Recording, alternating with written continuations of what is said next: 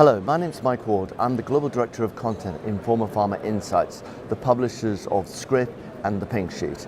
We're here at BioEurope Spring in Barcelona, where pharmaceutical companies, biotech companies, investors all get together to discuss trends or the current trends in the industry, what's hot, what's not, but also looking for sort of potential transactions. It's also a great way for people to who have already got collaborations to actually catch up with each other.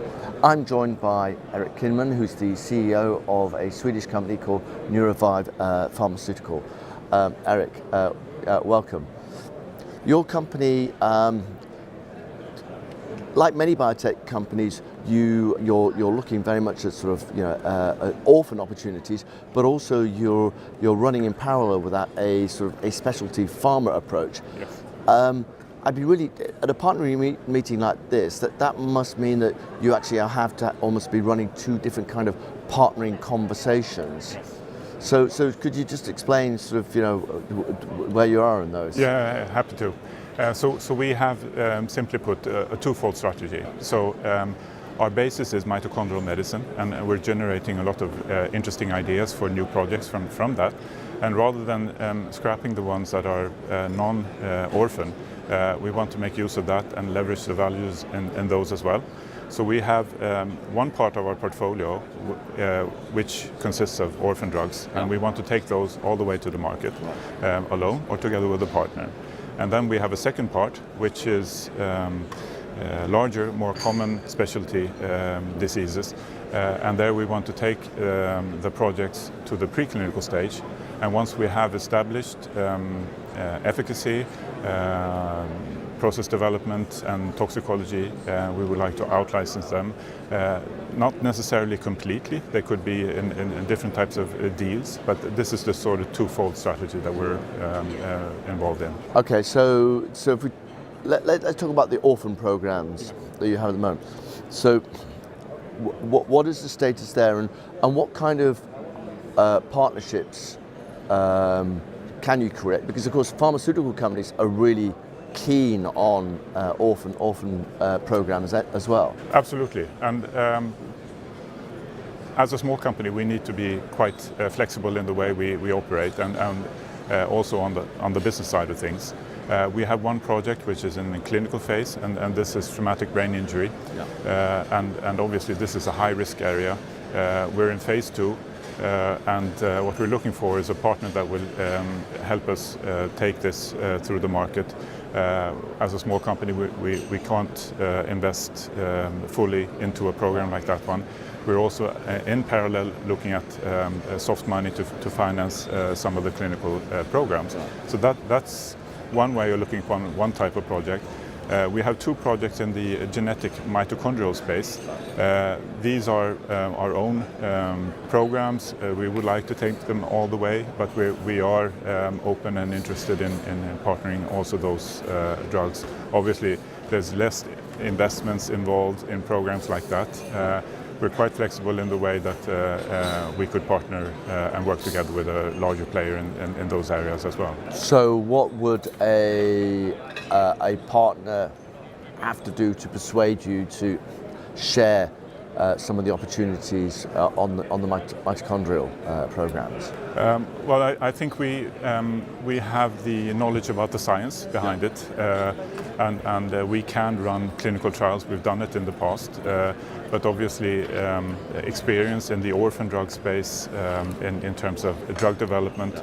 But importantly, what we don't have is the understanding, the knowledge, the organization when it comes to marketing and distributing the drugs. So a player who has that already and suitable for an orphan drug would be something that we would be interested in.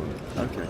So, and would it have to be a pharmaceutical company, or, I mean, because we've seen some of the CROs, the contract research organizations who are running clinical trials, they sometimes get involved almost like for sweat equity. Yes, and I've talked to some of those, and as I said, we're open to various types of business solutions. So obviously a CRO who has both the knowledge of clinical development and also has the capital to help us to finance the continued programs would be of interest as well.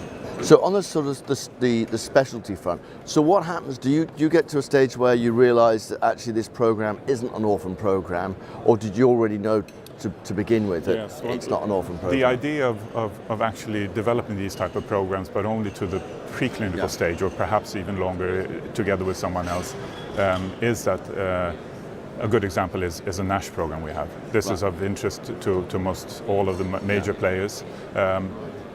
We anticipate bigger trials, big programs, too big for a small company like ours to handle, and also given the competition.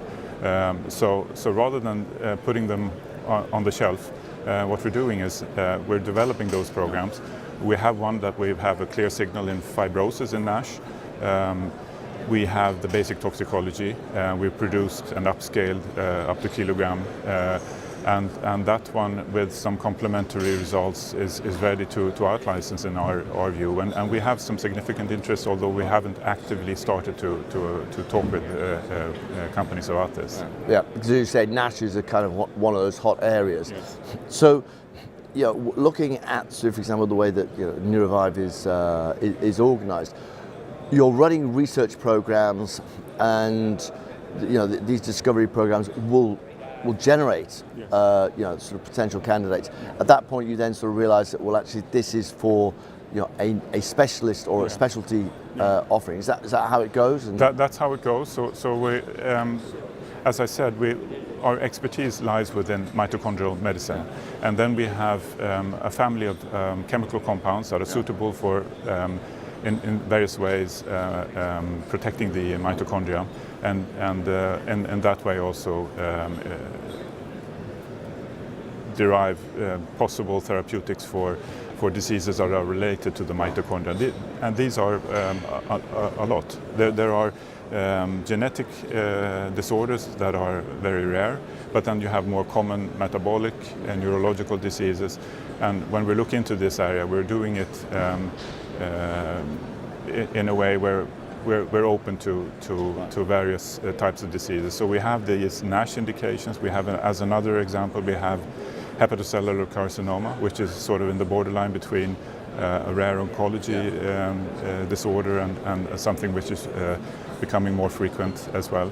So rather than just putting it on the side, we're developing that further, and that's also an area where we're starting to look at the possibility to out-license that. So, and is the plan that those specialty programs will be used to fund your orphan projects? So we're looking for more near-term revenue streams and to help them to finance our more long-term programs. Right. That's exactly right. Okay.